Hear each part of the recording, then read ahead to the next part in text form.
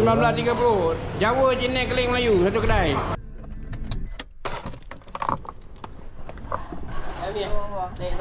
Ni atas. Tapi tangga sana macam nampak menarik sikit.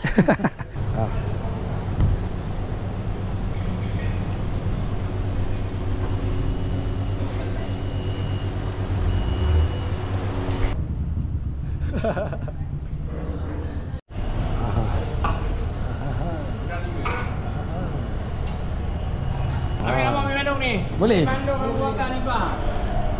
Dah tak boleh. Mana gempa dia? Gempa dia. Perencah mi Bandung Abu Bakar ni Pak. Tahun 30-an ni. Berapa ringgit? RM12. Hari ni pengasas mi Bandung tahun 30-an. Ni dia. Bapak saya. Lepas dia ni Bandung Udang. Bandung Udang. Bandung ayam. Dia kencang dia. Asyik kalau kecil kan tunjuk Pak. Panggil. Di bawah tengok. Pak, buat air dia. Tapi sati dah Limau ais tahu bintis.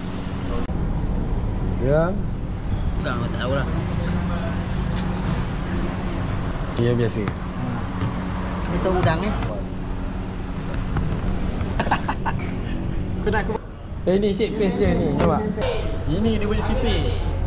Kita telah berjaya melunaskan hajat Dak Syed untuk makan. Aku dah cakap.